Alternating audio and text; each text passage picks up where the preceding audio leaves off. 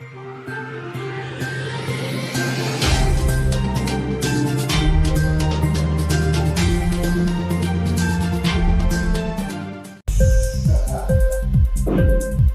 TV prime time news కి స్వాగతం.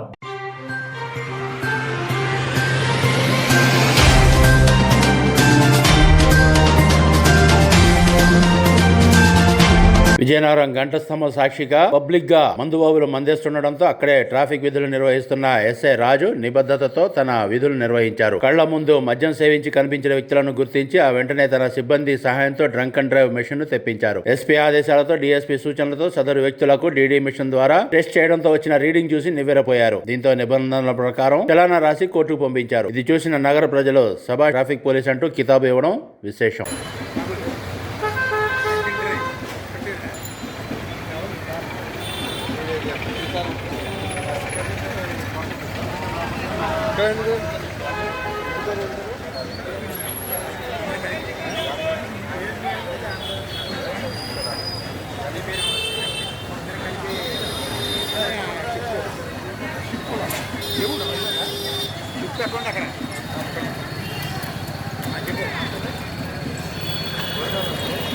Aadhaar card అదే